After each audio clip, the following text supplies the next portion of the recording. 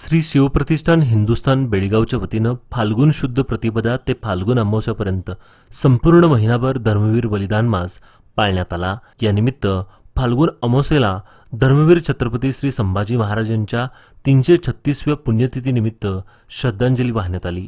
धर्मवीर छत्रपती संभाजी महाराज हे जगाच्या इतिहासातील अजरामर आणि धगधगता शूर पराक्रमी राजा होऊन गेला। अशा ह्या पराक्रमी राजाला फसवणुकीने कैद करण्यात आले। कैद करण्यात आलेल्या क्षणापासून ते अंतिम क्षणापर्यंत धर्मवीर संभाजी महाराजांना क्रूरकर्म्या औरंग्याने अतोनात हाल करून महाराजांना यमयातना दिल्या। शरीराचे लचके तोडून हाल हाल करून संभाजी महाराजांची निर्गुण हत्या करण्यात आली। त्यांची अंत्ययात्रा काढण्यावर प्रजेवर बंदी घालण्यात आली होती।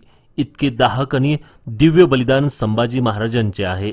त्यांचे बलिदान अखंड हिंदू समाजासाठी धर्मासाठी निरंतर तळपणाऱ्या सूर्याप्रमाणे तेजस्वी आहे। याची जाणीव समस्त हिंदू समाजाला कायम राहावी याचे स्मरण म्हणून त्यांच्या पुण्यतिथीनिमित्त मृत्युंजय अमावस्येला सर्वत्र मुकपदयात्रा काढली जाते।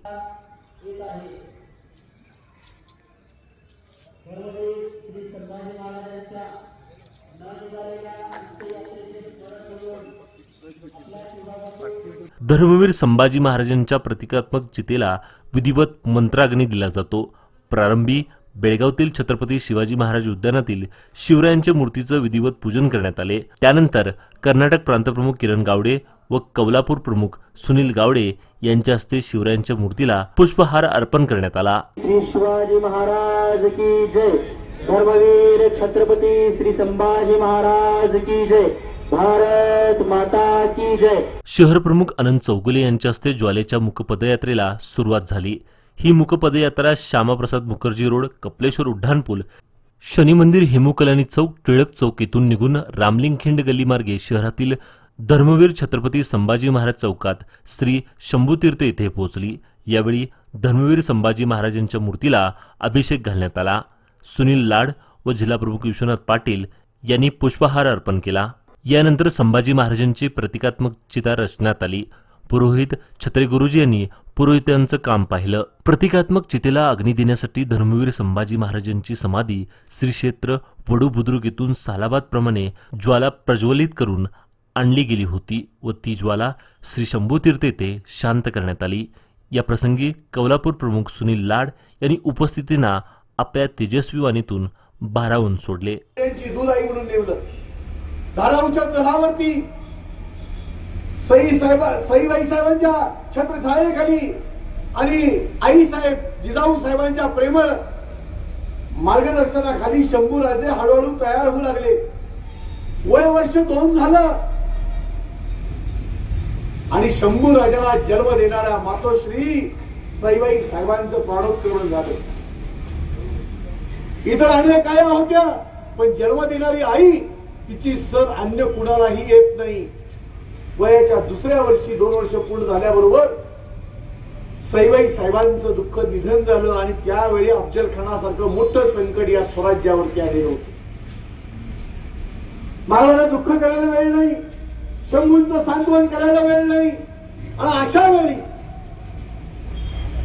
अशा वेळी शंभू राजांच्या पुढे 2 वर्षाच्या शंभूला टाकून अफजल खानासारखं 36,000 सैन्य घेऊन आलेला दहशतवाद मातीत घालण्यासाठी शिवाजी महाराज जात आहेत। शिवाजी महाराज गेले नाही। ही शंभू राजांची बुद्धिमत्तेची चुरूक होती। त्या दिलेरचे डोळे बाहेर यायचेच बाकी होते। इतके तेजस्वी असताना परमप्रतापी एकही शंभू राजा था। सोपं नाहीये। 9व्या वर्षी ते आपल्या वडिलांच्या बरोबर औरंगजेबाच्या प्रत्यक्ष दरबारात गेले।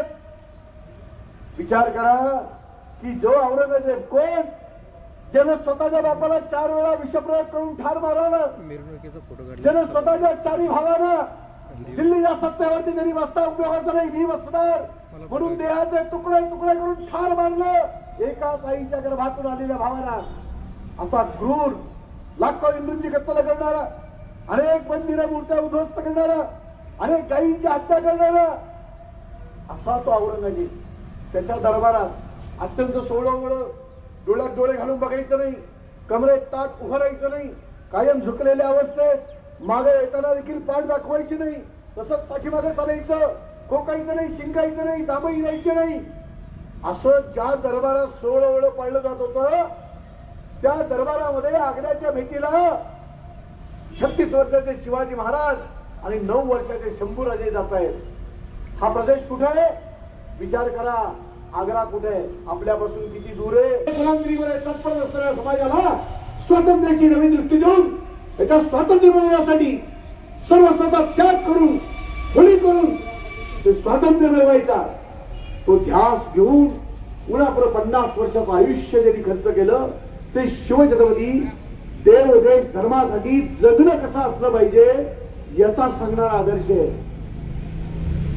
उद्या 50 वर्षाच्या आयुष्यामध्ये देव देश धर्मासाठी मृत्यू सुद्धा कसा पत्करायचा हे सांगणारा दिव्य आदर्श म्हणजे आज ज्यांचा बलिदान दिन आपण साजरा करत आहोत ते धर्मवीर छत्रपती श्री संभाजी महाराज आहे. तो कीर्तनाचा उत्तर रंग आहे.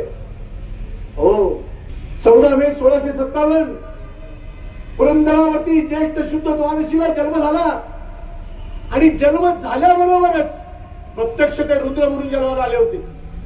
रुद्र म्हणजे शंकराचे भगवान शंकराचे सेनापती आहे.